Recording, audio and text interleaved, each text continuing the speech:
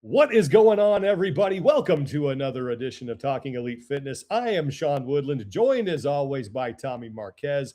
Lauren Khalil is on assignment, gallivanting around the world someplace. So we'll sally forth without her. But how you doing, man? How's building the house going? We're getting close here, right? We are. Right. Drywall got textured, Mm, so flooring, cabinets, that kind of stuff is going to start coming in that's next. the fun stuff. Yeah, I spent a good portion of today cleaning with the garage floor to seal it. We're going to put a sealant on it. So I'm Mhm. sitting there scrubbing the garage floor, and I was just like, Yeah. Hmm. yeah. So Nice. that was nice. Yeah, but we're moving. We're moving. Good. Like having the walls up with like drywall feels Yeah. like a house now. Yeah. Yeah. That's So, great, man. And there's that new house smell. I'm oh excited for you. man, That's great. yeah, can't wait. No, it's good stuff. Well, we got a lot to talk about today. Our featured guest is the defending, reigning fittest man on earth, Jayson Hopper. Tommy and I were able to talk to him a couple days ago, so we'll bring you that interview.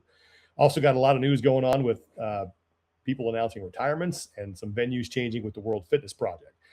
Before we talk about that, I want to thank our sponsor for today, and that is Thirdzy and their Rest and Recovery Collagen. You can go to thirdzy.com.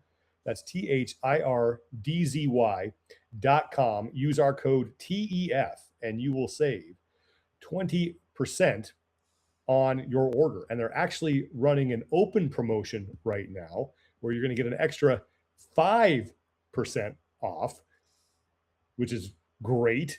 Heck yeah, Starts on February the 26th. So as you're listening to this, it's going on. It goes through that's March today. 16th. That's right. So just use the code TEF to save 25% on all your orders. Now remember, the open isn't just about how fit you are, it's also about how well you recover. Yes, you between workouts. And that recovery becomes even more important, especially, if you're someone like, you know, you and I, Tommy, we like to redo things. We like to push it a little bit. So, make Yeah. sure, 3 max effort weeks in a row adds up fast, right? So if you manage sleep and recover properly, you don't just feel better. You're going to get ranked higher on the leaderboard and you're going to be able to talk more smack to your friends. So check out Thirdzy and their Rest and Recovery Collagen. No melatonin in it, not habit forming. It has GABA, L-theanine, magnesium, calms your central nervous system, helps you get to sleep faster, stay asleep longer. And again, open promotion going on right now. TEF is the code. It's going to get you an extra 5% off. So 25% off your order from February 26th until March 16th. That's a deal. Let's be honest, you're gonna do the redo anyways. Might as well stack a couple of good nights sleep Yeah. in between. We all the Friday, Monday split, we've all I know. been there. Yeah, I don't think I'm going to have many opportunities for redo, so I'll probably just go to plaid and see what happens. Yeah, But I've decided that actually Chase and I were talking today. I think we're both going to have to do 26.3 in Miami at some point.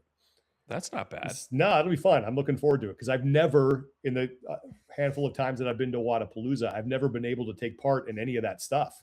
Like the Mhm. gauntlet and all that. So Oh, I'm yeah, actually, that's I the think it'll be best. fun to be.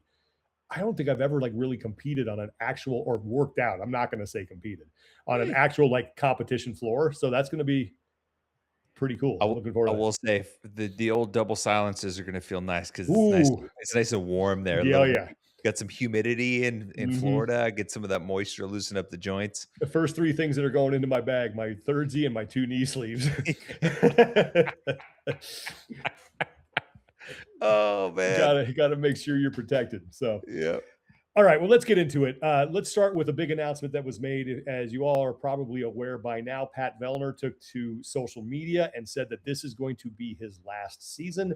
I don't think anybody's like super shocked by this, but he did say he's going to make another run at the CrossFit Games season. Mhm. So he's a guy that sat out last year, coming back this year. And Pat Vellner is, I think he's one of those guys that is going to continue to have an impact on this sport and this community, maybe an even bigger one when he is done competing. Kind of like what Brent Fikowski has done. Agreed. I mean, both for when for Brent when he was done, same with Pat. I think you get a sense of what they meant to the broader sport, specifically the athletes too, by the comments in the comment section on the post from all the other athletes that he competed with, who are honored, who have been honored to share the floor with him, Mhm. who looked up to him as athletes.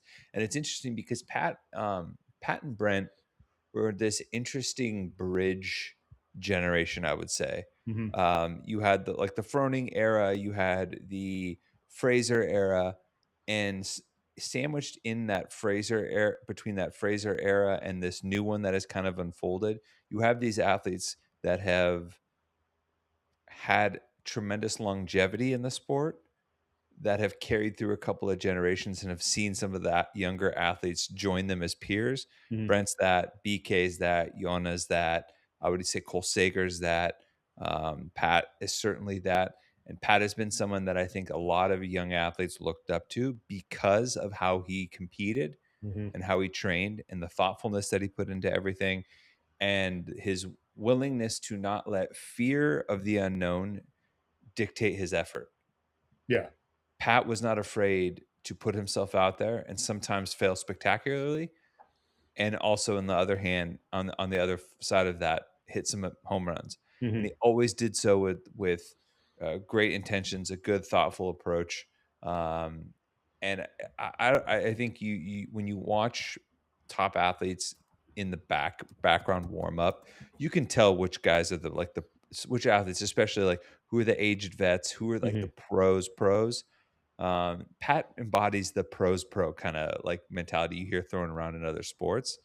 Um, and I think the competitive athlete side of it is going to miss him dearly because of how he competes Mhm. and the aura that he brings to the floor. But I also agree with you wholeheartedly that he's going to make it. I think he can make a huge impact behind the scenes as well, and applying that wisdom outside the competition field ropes, Mhm. where he carry like his word carries weight.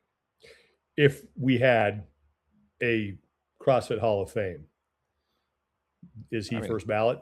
for sure, I would argue that you could maybe if you're going off of I had this thought the other day. He might be on if you just had a Mount Rushmore of CrossFit Games athletes for the men, Mhm. you could argue he's in that Yeah. I mean, because you could definitely make a you compelling case. Fraser and Froning go up there automatically, Mhm. right? And then you look at the other athletes that have either won titles or have had tremendous success over a long period of time. Like I think Jayson as an OG goes up there having won in the early era, but also backing up medals in multiple eras. I think you look at obviously Justin having won back to back. Mhm. That's a huge deal. But then if you look at like total accolades, like Ben Smith belongs up there. That's where I think Pat fits in. I mean, you look at you go he starts his career 16, 17, 18, three straight CrossFit Games individual medals. 1920 kind of has those weird years Yeah.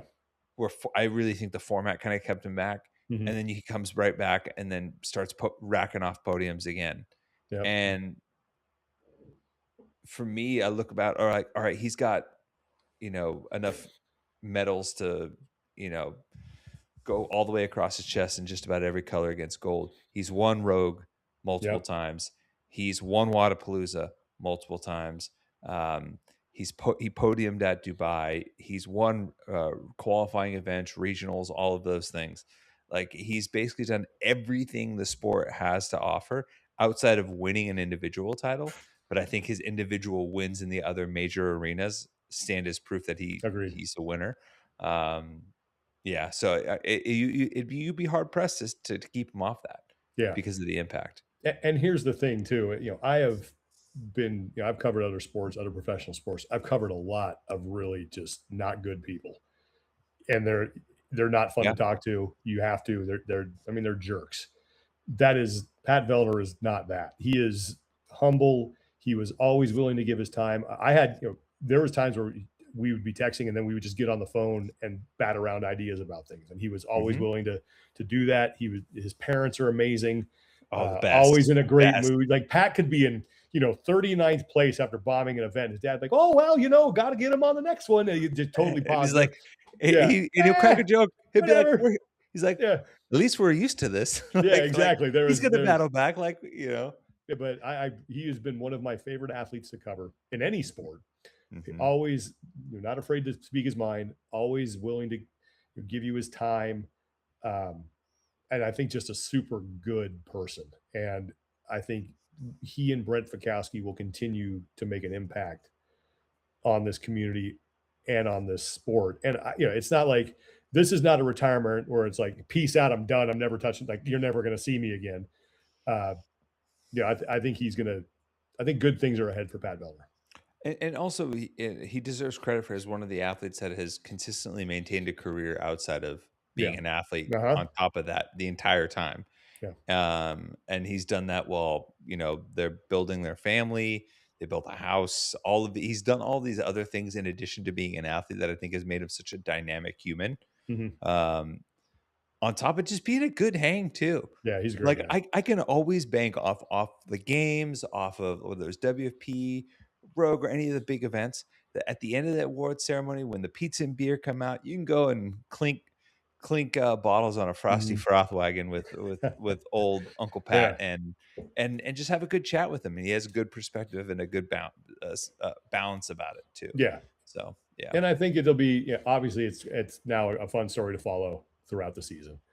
And hopefully we see him competing in San Jose at the CrossFit Games. And I think that's another reason I would just add on to the whole justification for if there were a Hall of Fame that you would have to put him in it. You look yeah, at the success that he has had throughout his career. Like it's not like this has really tapered off very much. hmm He's maintained a level of consistency into his master's age now that is pretty impressive. Given to like, and you're going to see this. Well, if you would have seen this on the open broadcast, depending on when you're listening to this or watching this, but like the four guys competing in 26.1 are all 27 or younger. That's his competition, and that makes a difference.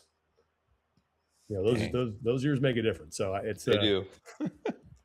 he's going to be missed. Hopefully, we'll be able to talk to him sometime during the season. But For anyway, sure. okay. Moving on to the next thing, World Fitness Project. They were going to kick off the season in Mexico City. That has now changed. They're moving it to London. I mean, I feel like that's a great location either way. hmm But Yeah. you're more heavily involved in this than I am. So what can you tell us about why this decision was made? Well, not everyone maybe is clued into what's going on in Mexico as some of us in the States here, especially where we're at in California, because of the heavy influence of Hispanic culture and like my hometown is literally built like around like Hispanic people Mm-hmm. and the produce industry, and unfortunately, there's been some crazy cartel violence Mm-hmm. in Mexico going on. It was kind of in response to, I believe, one of the cartel leads um, being taken out by. It was like a joint operation, I think, by the Mexican army as well as, I think the U.S. maybe had some help. And as a response, they started just, you know, tearing up Puerto Vallarta, a couple other places as well. Mm-hmm. There's you can go if you're really interested, you can go and look at all the different documented instances of cartel violence and destruction going on. That being said, with that in mind, there's been some travel advisories and some do not travel statements issued. And because of the timing and the turnaround and not much runway to make a decision, they decided to move for the safety of the athletes, for everyone traveling, and just to make sure that Yeah. um, that doesn't have an effect or impact the event. And Mm-hmm. I mean, it sucks, right? Like I think a lot of people were excited to go to Mexico. I think the Mexican community was pumped to have them. If you look at the statement and every quote that's been mentioned, um, they talk about, hey, we're bummed to not go to like Mexico yet, Yeah. and everything is in the tense of like we are going to go there. We will be here. We'll be back. We just can't come right now. It doesn't make sense given everything that's transpired. So, um, yeah, and you can go. I believe Brian had an interview with Jason Ainsley the competition director talking through all that on the WFP channel as well. And he talks through all the reasons why they had to make that decision, because obviously qualifiers and people traveling and venue adjustments and all of those things that dominoes that have to fall in order for that to happen. So as a result, the qualifiers being extended, Mm-hmm.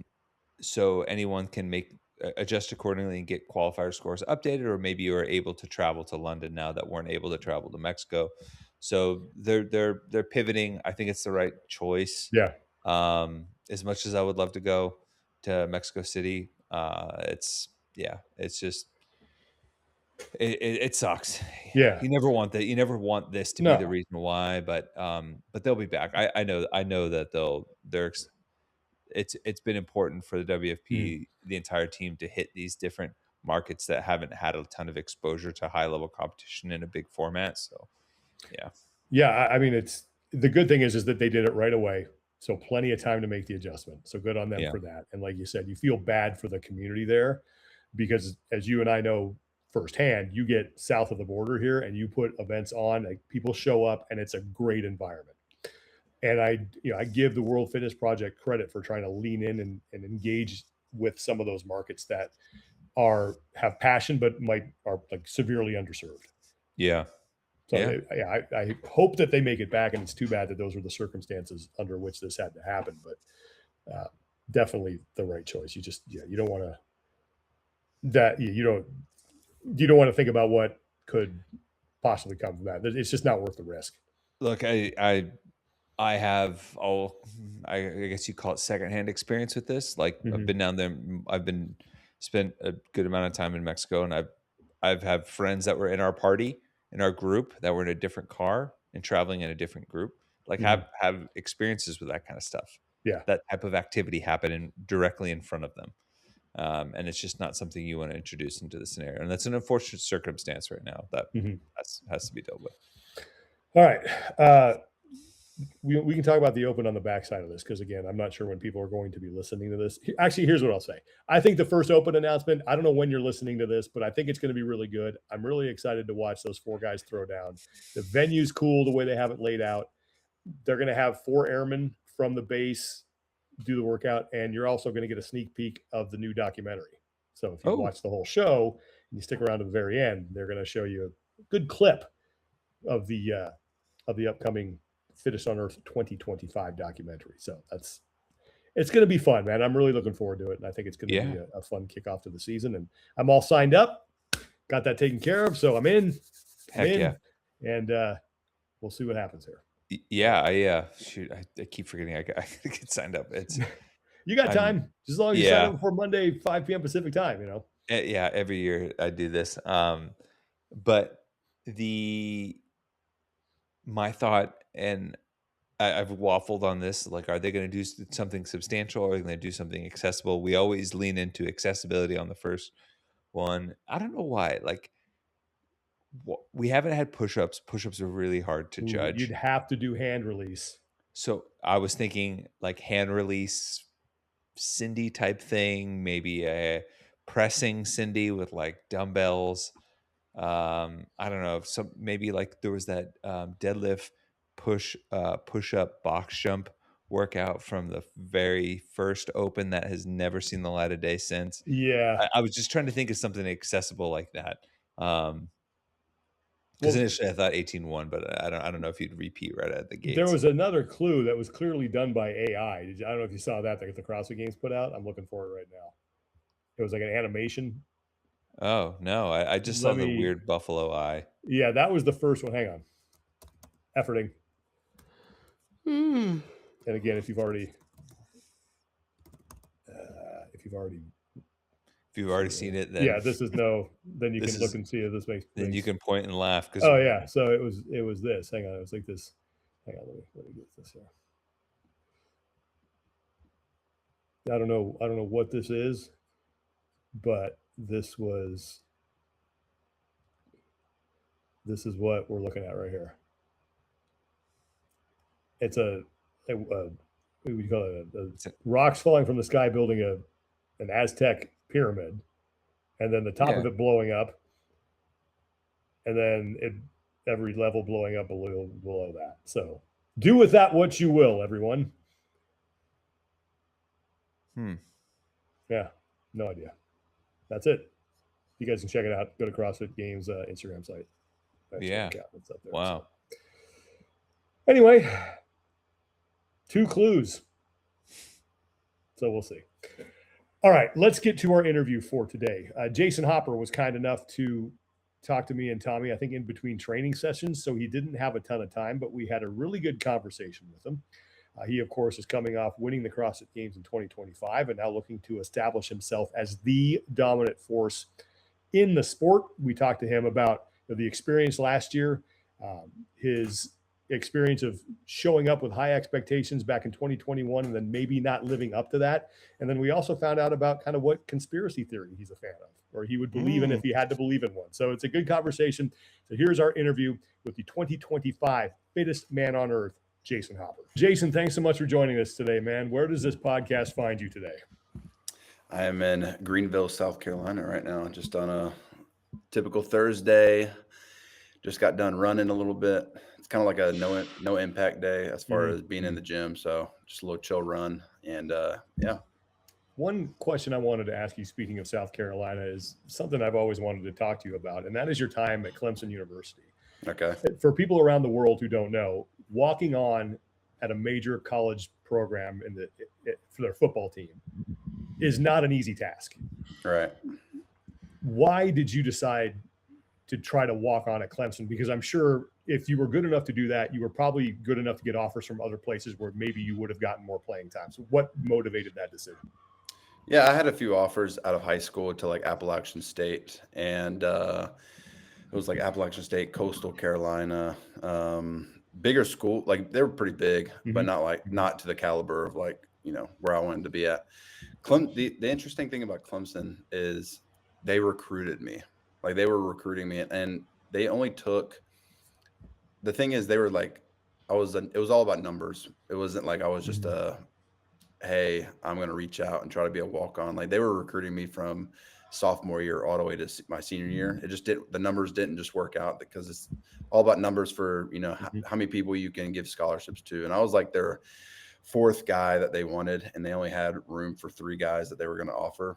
And so we actually built a pretty close relationship, and I had gone up there and they showed me around. They treated me like as I was a scholarship guy out of high school. And so they kind of just, tugged at my heart a little bit. And so over time, and I was like, no matter what, it's going to be really challenging to not say no regardless, or not say yes, regardless of how this plays out. And so at the end of the day, the numbers just, didn't line up in my favor. But at that point it was like, you know what, I've met all the coaches. I met a lot of these guys who were already in the team. And at the same time, you see these guys, like it started with Tyler Grisham in I think maybe like 2000 and early 2000s. And then there was always like one white receiver that got an opportunity in the league. It was like Tyler Grisham wore number 13. And then it was Adam Humphries wore 13. And then it was Hunter Renfro. We all know Hunter Renfro. And so it was like 13, 13, 13. And all these guys left a mark. And they were like kind of a big part of the offense. And it was kind of like a culture thing. And so for me, I was like, okay, I'm coming in. I would come in after Hunter Renfro. I would hopefully wear 13, and I would be that guy who walks on, because they all walked on. Besides, I think Grisham or Hunter. I think they all walked on. Besides Hunter Grisham. So, long story short, I was wooed, and so I kind of saw myself being like next up in a way, and so I turned down like I think maybe 5 or 6 offers to some smaller schools to kind of, and at the same time, I've always been the guy who like wants to work with the best people and wants to experience the things at the highest level and everything. And so I wanted to get a taste of the highest level in football. Yeah. And I mean, for people who aren't familiar, like the type of athletes that were walking into the door at Clemson at that time, I mean, you're talking top 1 or 2 programs in the country, Right. multiple national titles, beating the Giants in Alabama, Yeah. and that type of atmosphere. And regardless of like where things went from there. Is there anything that you were able to take from that type of exposure to those caliber athletes that you carry over now into CrossFit? Because there really are, like, I use the term endearingly, like there's some freak athletes there. No, there is, and I kind of saw the writing on the wall when I was there. I was like, all right, this is most likely the end of the course, the end of the road for me. And so, yeah, it was just next level, honestly. And there is some carryover as far as, being explosive and being an athlete, and that kind of stuff has transferred over into fitness. But man, there is, the attention to detail that you have to be at that level. So like seeing that, and then at the same time, like I was there for a year, and so I come in and I see these like big name athletes, and most people, if you're not a freak athlete and you just walk in as a 5-star recruit, you don't start playing until junior or senior year, because there is development. And so I understood that it takes time to develop, and so it wasn't going to be a quick fix on anything. I wasn't going to be an overnight success, especially playing in there. And so when I got into CrossFit, I kind of understood that a little bit, because it's kind of like development was the only thing that was really, that was happening at Clemson when I was there. Mm-hmm. And so I kind of understood the process of things that kind of carried over into CrossFit. Yeah. How did that's the exact question I wanted to ask you, because we first sort of were introduced to you. You exploded onto the scene at the semifinals in Knoxville. No one really knew a whole lot about you. You beat an incredibly good field. You go to the games, you're high expectations, and then things sort of taper off a little bit. And you did have to go through that development process. Right. What were you able to take from your experience at Clemson that you then applied to your journey in CrossFit? Yeah, that's a good question. I think when it comes, I kind of just realized that when you are trying to be your best, and the pursuit of that, whether it's a program, whether it's an organization, and often can feel like you're pushing the needle so hard that it may feel like when you're trying to get there, it could be like 2 steps back, 1 foot forward, 2 steps back, process. And so like I had the understanding of like failure is not really failure unless, it ends. Like that's where it ends, like, so for me, I viewed failure as like a part of the process. I didn't really lose on my career unless I quit at that moment. And so I understood like, hey, this moment might feel like a step back, but it honestly could, if there's some things that I can learn and grow from and see it as part of the process to get me to where I want to be, then that really wasn't a failure. That really wasn't a loss. That's just a part of the process. And so kind of understanding that, and it's one thing to know that. It's another thing to actually get cut from the CrossFit Games and like actually have to like tell yourself like this is the moment that you like in your head, about how are you actually going to walk through it. And so there have been multiple moments like that in my career. Being cut was, the biggest one. And honestly, it was a learning experience, and it was either going to be the beginning of the end for me, or it was going to be something that I look back and say, you know what, because of this moment, I was able to get to this moment. And I think that was a moment I got to decide for myself which one it was going to be. And yeah. Well, and I think it also speaks to your mindset and development across that entire journey that has led you to be a CrossFit Games champion. Now you're the reigning fittest man on earth, and you actually said something around New Year's that I really enjoyed. That kind of touches to that, about how when you were on the floor in the finale, you felt a little bit more so at home because you had replayed that in your mind a bunch. And I think that speaks to anybody that has played sports growing up. When you're shooting hoops out in your driveway and you're pretending it's the final seconds and you're Jordan or Kobe. And what does that visualization look like for you? How often are you touching into that?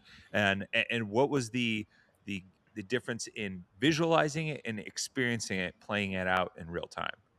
Yeah, it's a great question. I think you naturally have these, you're daydreaming. It could be in the shower. It could be, you can't go to sleep and you're just thinking of these moments. It could look like a lot of things, honestly.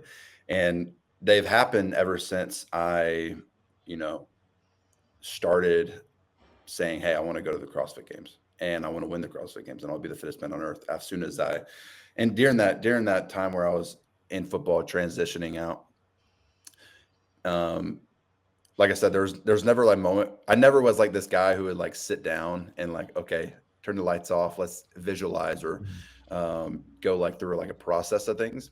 But like I said, little moments. It could be in the car listening to music and no one's in the car with you and you're just in your own head thinking about where you want to go and what you want to experience, and things just naturally happen. And I don't know if anybody else feels has these moments, but I do. And so seeing it over and over, or it could be getting done with a hard session in the gym and you're just cooked on the floor and you're just those moments are highs because you just gave it your all and you're sweaty on the floor and it's just like you're having this release and it's like, man, like I can't wait to see all this play out. And like visual moments, like where do I want this, what do I see right now? And so to answer your question, just over the last 7 years, there have been moments where it's just over and over and over. I see myself in this moment, winning the CrossFit Games, seeing, walking out there. I'm in the leader's jersey. I don't know what event we're doing. We're probably finishing on a lunge.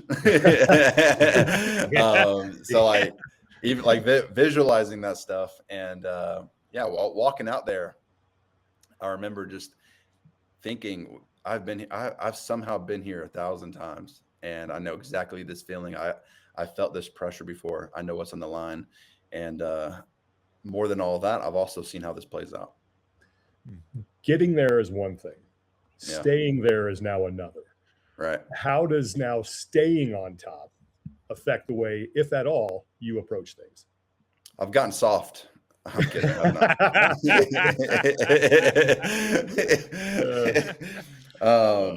That's a good question. Honestly, when I got back from the games, I started like looking into this a little bit and like starting to think, because for me, it was never to like win multiple. It was never to win, be the most decorated athlete or have the most, wins. It was just to win the CrossFit Games. And that's kind of like the only thing that I set out to do.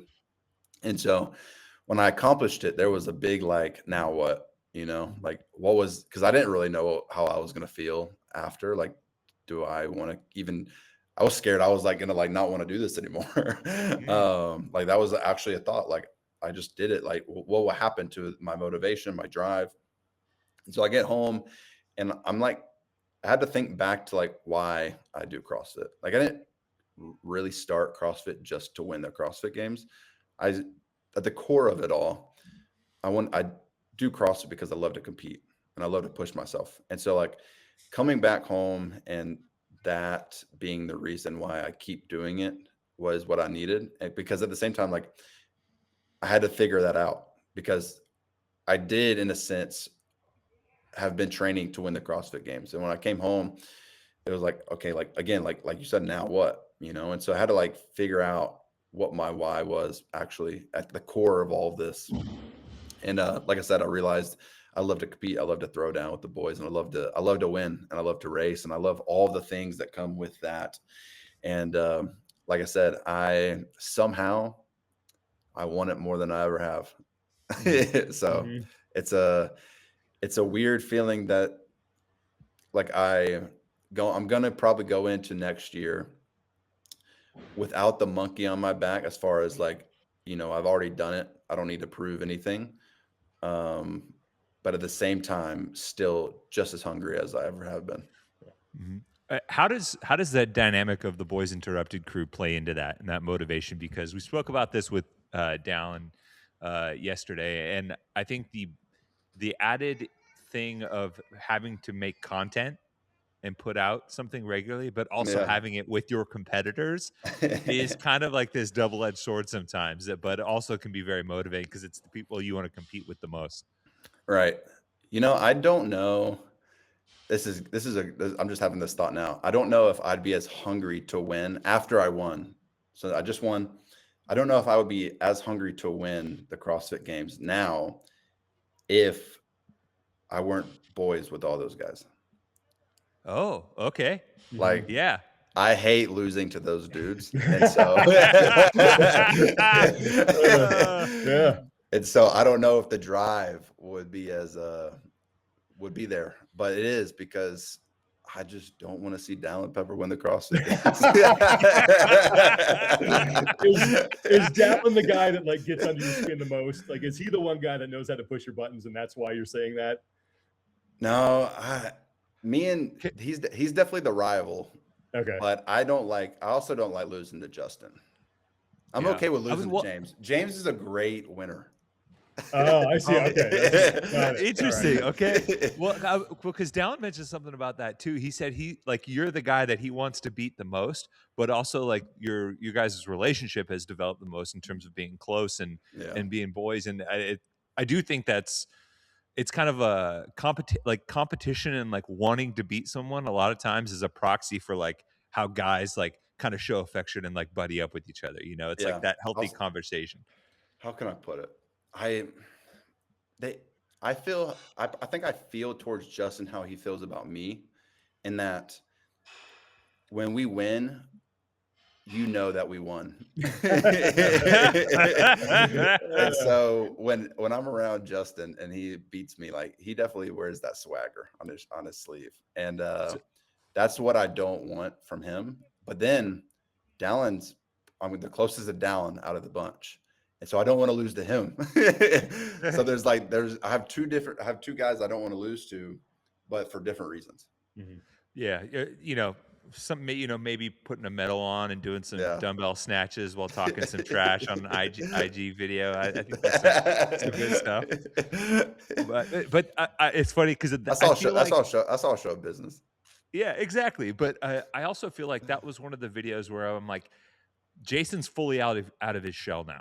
Yeah. I think sometimes when you're like coming up in a sport and you're trying to be competitive and be the best, you almost have, maybe there's a feeling that you have to be muted a little bit to just be focused on competing. Yeah. And like you said, the monkey's off your back. Do you feel like you've been able to show more of your personality as a result? Yeah, I think, I don't think winning has opened me up that much. I think, probably last year I kind of stepped into like, all right, honestly, after the Vermont experience, getting back home, I was like, this could be done a million different ways. That was kind of my biggest takeaway. It was like, okay, this is how I felt my first couple of years.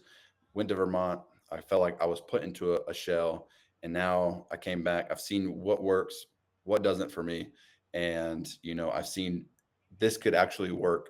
Having a personality in the space, doing social media, doing this and that, and I just was like, hey, I'm gonna be me. I'm Instagram. And, I'm going to be me on the floor, and, how you perceive it, that's you, and that's for you. And I'm just going to do my thing and live my life. And, I feel like after last year was like the moment where I was like, I'm just gonna be myself. And I know you got to get going, so I have one last question for I you. got like 10 more minutes. Oh, great. Okay. Well, then cool. I'll ask this anyway. If you could sort of put a theme or a word that is going to describe your 2026 season, what would that be and why?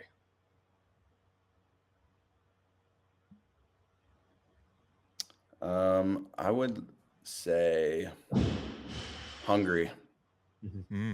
I know I mentioned that earlier. I'm just as hungry. I think that's the thing I've been thinking about the most. And honestly, I've been very happy with how hungry I've been to win again, because like I said, it was a big question mark after I did win. Like, will I get too content? Will I get soft? Will I, not want to hurt as much or not want it as bad? And I've realized that, that's just not who I am. I'm never satisfied. And, I don't want to win because of necessarily the results. I want to win because of the pride. I want to win because I love winning. And I've coming to that understanding after the games. You can only come to that understanding after you win, after you're actually like, okay. So like when I got to this understanding, it was like, I was pretty happy with it. And it wasn't like an overnight thing. And so I would say I'm very hungry, and I'm very excited about, and it's already started, honestly, but pushing the needle, not taking shortcuts. And I'm not saying every day is, perfect, but as we ramp into the season. I'm looking forward to taking steps. It's not something that I'm like dreading, or it's not something that I'm like, oh, this time's coming again where I have to do this, or I have to like get ready. It's like, I'm doing everything now to like almost savor those moments to come and protect myself from not getting burnout. Because I think I'm kind of eager to start pushing that needle a little bit more. That's great. And it's always interesting to see where champions feel like they can grow, right? We've had conversations over the years after someone wins and they're like, actually, like this year I wasn't really good at running, or this year I wasn't really good at this, and like I think I can really improve here. I'm only like at 20% capacity. What is that area of focus for you right now? I mean, it's always been like high skills. It's always been, anything that's requires a lot of body awareness. And it's weird because I'm an athlete, and you would think that I'm like, some of that stuff comes easy, and some of it does, but some of it I've learned it doesn't translate to absolutely everything. At least for me, it doesn't, being athletic, I guess. And so, being upside down, or learning a new skill, or doing something on the rings for the first time at the games, like it takes time for me to learn those things. It takes time for me to perfect those things and learn how to, maneuver through things like that. I can't just pick it up on the fly. And so that's always been a work in progress. I mean, we've been seeing it with the log muscle ups at Rogue. It's like, I'm not bad at muscle up or bar muscle ups. Like, it's just that log it's not a capacity thing. It's more of a technique thing, and learning how to do it the right way. That's always been the thing that just bites me in the butt. So like learning how to do skills like this, it seems like everybody else picks up very quickly. Yeah. Well, that's always been the focus. Yeah. And speaking of skill acquisition, maybe this doesn't fall into that, but I feel like you've, as a result of, obviously being the champ and being a little bit more active out there and having that title, you've been able to experience some pretty cool stuff. I feel like in the last 6 months, like the Cam Hanes experience, like trying to hit 100-mile-an-hour fastball with the holidays. I mean, I don't know, like on the outside looking in, that just looks cool. Is there anything you're picking up from those experiences? And it seems like in the realm of fitness, there's always something to be gleaned from that. Right. I think, I've just been, those guys are all high performers in their own regard. And so just being around those guys and, hear them talk about their craft and how they get better is very different than how I get better every single day, because I'm going into a gym. Cam is, messing with a bow. Jackson, Ethan Holiday are hitting baseball bats or swinging baseball bats. And so, but a lot of that stuff is same, like the mindset, the attention to detail, the details when it comes to off of the floor. What are you doing when you're not on the field, or when you're like not, you don't have a bow in your hand? Like what are the things you're doing to make sure like you're progressing still? And so like there's a lot of things that those guys have that I gleaned from, saw a lot of like similarities in, but also learned from, because there are some things that,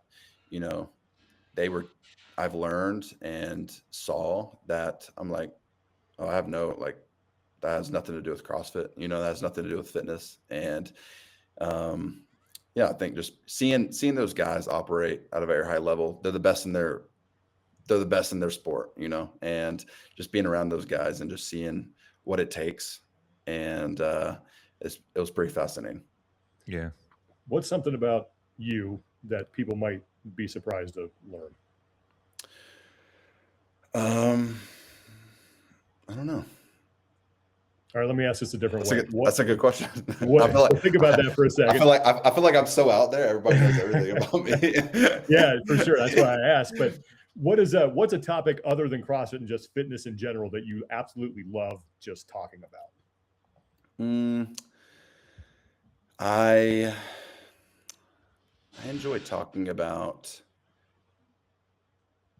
Well, what? You hopped off there for a second. There we go. All right, you're back. I just cut out. Yeah, but you start again. It was just briefly. I enjoy talking about investing. Really? Yeah, I enjoy talking about. Does that involve sending me links to sign up for fantasy football? Because Because that was hot in the streets for Jayson Hopper for a little while. every year, man. I'm just trying to do some business, man. That's all. All right, I got you. I'm just trying to make $1. I got you. I can talk about that. I can get down with talking about some conspiracies. I'm not like deep into it, but I can always. I love hearing and being involved in the conversation. I love talking about like Bible stuff, theology, stuff like that, philosophical things. That's probably the biggest thing that I would enjoy talking about, like philosophy. And yeah, I geek out about that kind of stuff. So, do you have a favorite conspiracy theory? Like one that you're like, this is the one. If I was really going to go full tinfoil hat and dive into, this is the one that it would be.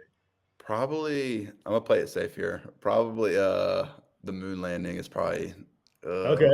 Yeah, I don't know if we. Do you feel like we went to the moon, but that particular one was staged? Because I feel like there's levels to that. Some people are like, we've been there, but that wasn't it, kind of thing. You think we've been there and didn't document it or something? No, well, everyone talks about the first moon landing, right? Yeah. Like, and then people are like, that's fake. Yeah. And some people are like, that's fake, but I do believe that we have been there at some point for the other ones that have shown up. We were just trying to, beat the Russians or something. I don't know. I think if I did kind of go down that rabbit hole and believe we didn't go, I would believe that we have never been. Oh, okay. All right. I always find it fascinating to hear the flat Earth conspiracies. That's crazy. Yeah, that's the one.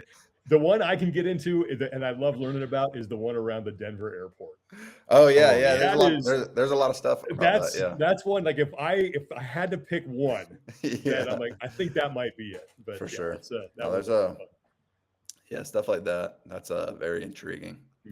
But it's so crazy that you can it's so easy to just start a conspiracy. Like remember that there's one guy who was like, yeah, these birds aren't real. Yes. And then they birds are, and people will believe it. That's the thing. And then he came out and was like, yeah, I was just kidding.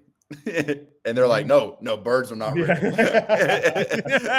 Australia is not a real country. Like that kind of thing. Like it just doesn't what?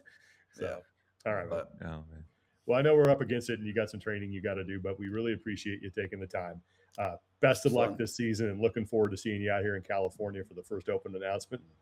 Yeah, I think you and I have similar travel plans. Yeah. So you're coming here, then we're both going to Columbus and then we're both going to Miami. So looking forward to it. Cool.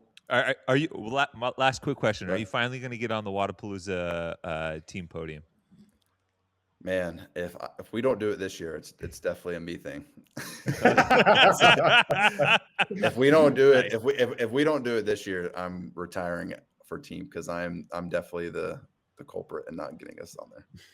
All right, you heard it here. You heard it here. Yeah, you heard it here. You heard it here. Well, best of luck, man, and looking forward to seeing you and really appreciate it. This was fun. Yeah. Big thanks to Jayson Hopper for taking the time to do that. I don't know about you, but I haven't interviewed him a ton, but sitting there listening to him, there was just a I don't know if it's polish or what I would call it. Maturity, growth. I think that's but when you say maturity, I don't like to say that because it sometimes implies that someone wasn't mature. Wasn't immature. But there is a level of, I guess, added maturity to him that I haven't seen in the past. Yeah, it's introspection, maybe. I think so. Just more aware. Yeah. But it was great. I really enjoyed the conversation, and I think he has definitely entered the next level of his career now, whatever that's going to be. Because as we have talked ad nauseum here, the parity on the men's side is insane. So getting there is one thing. Staying there in this era is another. I mean, it's granted it's one test, right? One test of many, but it's. I had this kind of comparison the other day. Is on any given day, if you showed up when Matt Fraser went to an open announcement, was there a thought that he would get beat? Maybe no, or was he going to walk away and win it? He's going to walk away and win it. Yeah. At every level, Mhm. And that's at 26.1, like Hopper could finish fourth. And Yeah. it's not a knock on him. That's not a No. knock on his fitness or his chances to win the games again. It's just where the sport is at and the difference in Mhm. the gaps between athletes at this level at this current time, Yeah. which is just crazy to think. Mhm. I love it. I think it's great. Like, So do I. I really do. I think we could be entering a new. I mean, it's obviously a new era. I don't know how we're going to look back on it, but we've never seen this. I have no idea thing for a long time. It was pretty much we knew when Fraser was doing his thing and Froning was doing his thing. This was going to be a coronation and not a competition, and that is not the case anymore. And I don't think it's the case anymore on the women's side, but that's a conversation for another day, at least for this season. So, again, big thanks to Jayson Hopper for taking the time to do that. Okay, PRs and no reps. I got. I don't think it's gonna be any question what my PRs are. I don't really have a no rep, so I will skip right to my PRs because I have multiple to hand out. I have multiple as well. I was gonna no rep the end of an era, and that was mainly for Vellner. Yeah, that's Just sad. because. But Yeah, here, you know what? Sorry to interrupt, but here's the thing. Here's the good thing about it. At least we know this is it. At least we know we got one more, and now we can relish it, as opposed to him being, yeah, that was it. I'm out. Oh man, I didn't have the right amount. I didn't have the chance to really appreciate it. Yeah, agreed. I'm gonna no rep the St. Mary's University. Wait a minute. Okay. They're known as the Gales. Yes. As my Santa Clara Broncos are currently playing them right now. And if Santa Clara wins, they are on the fast track to getting their first NCAA tournament bid in 30 years. And there's first round games are in San Jose. Yeah. So maybe they play it close to home. Who knows? It would be the last time they made the tournament, Steve Nash played for them. By the way, I might have an inside track on getting some press passes to that. Those first round games. Just throwing that out there. So you and I should probably talk offline. We'll see. I can't make any promises. Can't make any promises. Okay. I got an angle. Please, Santa Clara, don't let me down. Well, and I mean, depending on where they're seated, they usually don't reward a low seed with, hey, guess what? You get to sleep in your own beds. That's usually not a thing. Yeah. You're heading across the country. Yeah, right now they're slated as the last four in, and looking at like an 11 seed. Have fun in Albany. That's it. Chattanooga. Here we go. Exactly. There you go. Yeah. All right. Well, I'm going to skip right to my PRs then. I'm going to PR, of course, the U.S. men's and women's hockey teams. Incredible effort from both of them. The United States men's team had no business winning that game. And so my other PR for that reason goes to Connor Hellebuck, the goaltender, who stood on his head to get that victory. The save he made reaching back behind him, that's a puck that goes in the net 99 out of 100 times. And the fact that it didn't go in there, and the fact that Nathan McKinnon missed the wide open net, one of the best goal scorers in the NHL. I mean, now granted, the United States hit a post too, but that game was one of the best hockey games I've ever watched as far as skill level goes. And here's the crazy thing. It's been the last gold medal that we won in hockey was, of course, the Miracle on Ice year in 1980.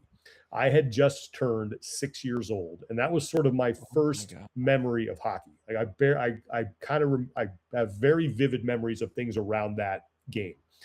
So fast forward now to 2026, and I'm sitting there watching the overtime with my son who is about to turn 6.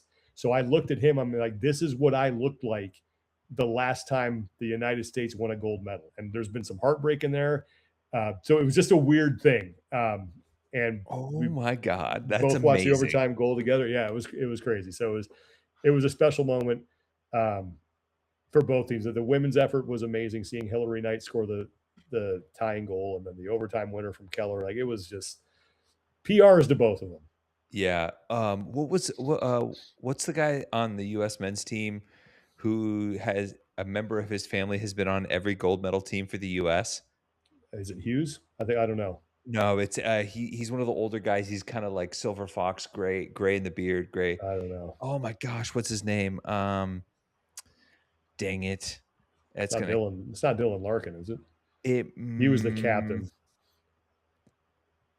Was he 15? Anyway, Yeah, it was an it might be incredible game. This is why they need to like Brock that. Nelson.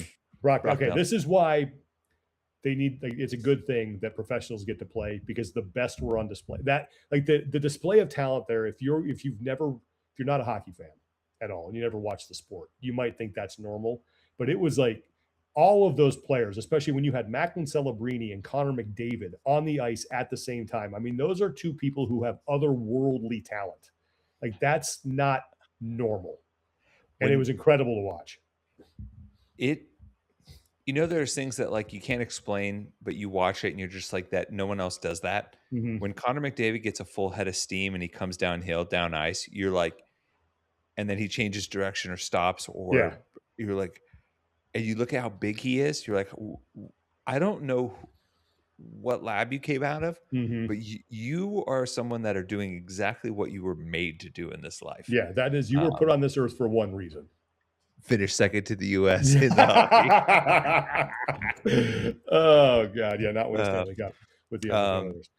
But yeah, that was unreal. It was a cool moment. I was sure when they went to 3-on-3 in the overtime. I'm going, there's no way. There's just too much talent on that side. There's no way that the United States is winning this. It's just a matter of time. And then Jack Hughes, American hero. Yep. So, all right, well, those are my PRs. You got any? I got two. I got a PR to the Garards. Ricky Garard got married. Congrats, Ricky. Yeah. What looked like a beautiful ceremony, and just in time for the seasons to start. I'm also going to PR. This is one I was saving from a couple of weeks ago. This is the Brown family, who sent me one of the coolest challenge coins I've ever seen. Oh, cool! I know you love those things. I had a chance to speak with both of them in Europe, where husband, I'll just I'll leave their full names out, but works overseas in the Africa Command, I believe. And sent me this awesome challenge coin. And we just had this really good conversation. I gave them 2 of our challenge coins from Talking League Fitness. Nice. And I got a card in the mail one day, and it had this really lovely note and this really cool challenge coin as like an exchange and a thank you for them having a great time at the World Fitness Project Finals in Copenhagen. And it was just, it was a really nice gesture for them, and I really appreciate it. So that's awesome. Yeah. Good stuff. All right.